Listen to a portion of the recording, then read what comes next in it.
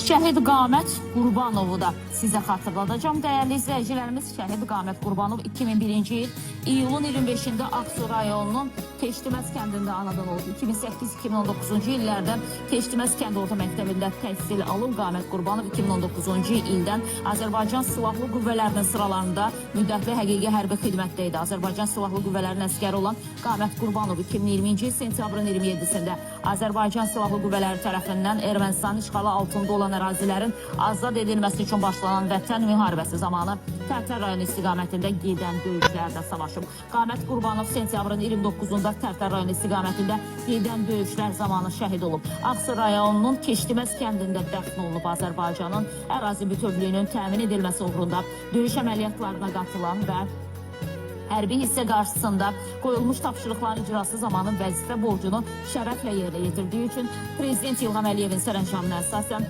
Qamət Qurbanov ölümündən sonra vətən uğrunda cəsur döyüşçü Suqovuşanın azad olunması uğrunda medalı ilə təltif olunub.